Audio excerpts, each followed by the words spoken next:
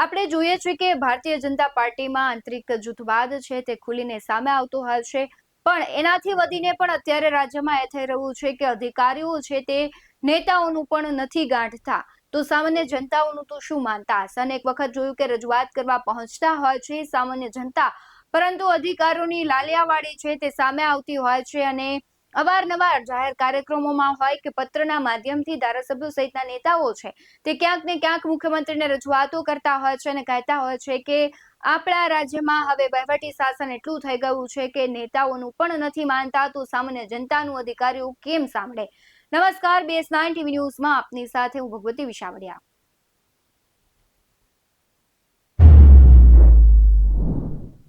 અને આ મુદ્દે જે વિપક્ષ છે અવારનવાર છે તે પ્રહારો કરતો હોય છે, ત્યારે ધારાસભ્ય ગોપાલ ઇટાલિયાએ એક પોસ્ટ મૂકી છે, કારણ કે આજે જ આપણે જોયું કે 5 એવા ધારાસભ્યો ભારતીય જનતા પાર્ટીના છે કે તેમણે મુખ્યમંત્રીને રજૂઆત કરી છે અને કહ્યું છે કે રાજ્યમાં જે અધિકારીઓ છે તે અમારું પણ નથી માનતા. તેને જ લઈને ગોપાલ ઇટાલિયાએ પોસ્ટ કરતા લખ્યું છે કે આખા ગુજરાતની આ વાસ્તવિક પરિસ્થિતિ છે.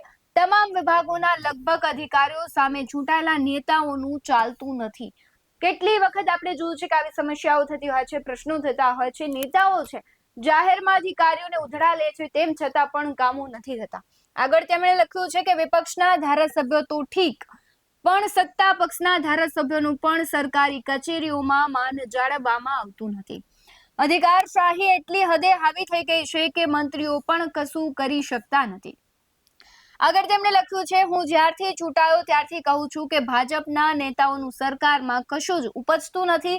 આખી સરકાર અધિકારી સામે લાચાર છે, ત્યારે જનતાને કેટલી હેરાનગતિ ભોગવવી પડતી હશે તેનો અંદાજ લગાવવો મુશ્કેલ છે. સાથે જ તેમણે આગળ લખ્યું છે કે સામાન્યમાં સામાન્ય મામૂલી કામ કરાવવા માટે અધિકારીઓને કરગરવું પડે છે અને અધિકારીશાહીની અંત લાવવો જોઈએ. એટલે કે તેમણે પણ કહ્યું છે કે ન માત્ર સામાન્ય જનતા, કારણ કે જે સત્તામાં બેસેલા ધારાસભ્યો છે તેમનું પણ માનવામાં નથી આવતું. રાજ્યમાં ક્યાંક અધિકારશાહી હોય તેવું લાગી રહ્યું છે અને આપણે અવારનવાર જોતા પણ હોઈએ છીએ કે જે પ્રમાણે રાજ્યમાં અત્યારે વહીવટો થઈ રહ્યા છે અને અવારનવાર જ્યારે જાહેરમાંથી જ કોઈ વ્યક્તિ છે કે કોઈ નેતા છે તેમને આવી રીતના વાત કરવી પડે, અપીલ કરવી પડે, ત્યારે ચોક્કસથી સવાલ ઉભો થાય. અને સાથે જ આગળ તેમણે જે પત્ર છે ધારાસભ્યો દ્વારા લખવામાં આવ્યું છે તે પણ મૂક્યું છે. તેમાં લખેલું છે તેની વાત કરીએ. મુખ્યમંત્રીને સંબોધીને લખવામાં આવ્યું છે. આગળ લખ્યું છે, વંદે માતરમ સહ જણાવવાનું કે હાલ રાજ્યમાં ઠેર ઠેર વહીવટી તંત્રનો વહીવટ ખંભોળે ચડ્યો છે. પ્રજાના કામ જાણે આ તંત્રના કાન સુધી પહોંચતા જ નથી.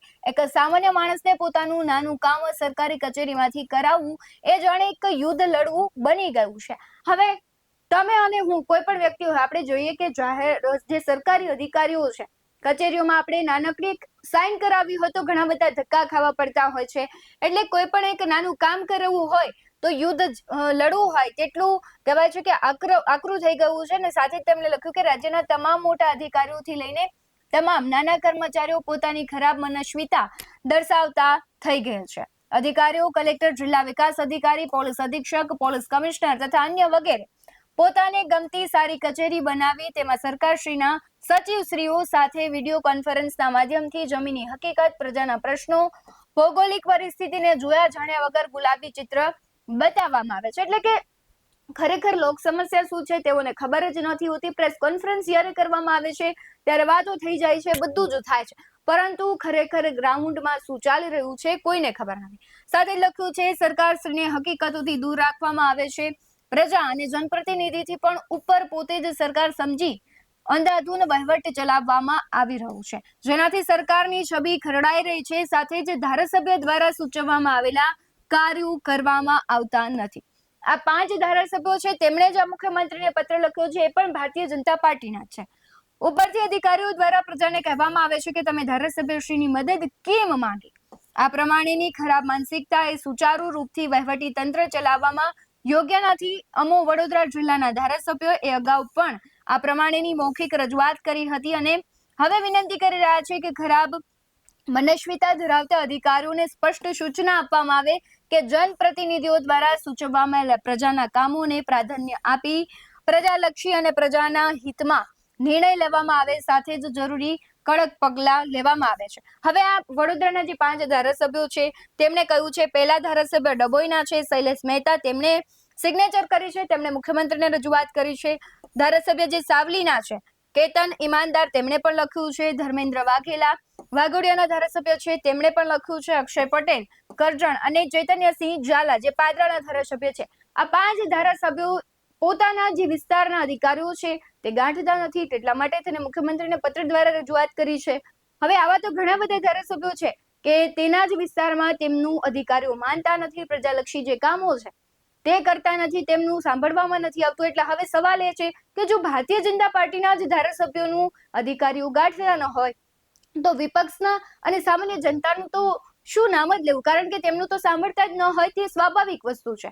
હવે આ ઘટનાને લઈને તમારું શું માનવું છે તે કમેન્ટ બોક્સમાં જરૂરથી જણાવજો. બાકી આવા જ વધુ અહેવાલો સાથે ફરી મળતા રહીશું. તમે અમારી યુટ્યુબ ચેનલને સબસ્ક્રાઇબ કરવાનું, અમને ફેસબુક અને ઇન્સ્ટાગ્રામ પર ફોલો કરવાનું ભૂલશો નહીં. બાકી અમને અપડેટ્સ મેળવવા માટે આપ જોતા રહો OBS 90 ન્યૂઝ. નમસ્કાર.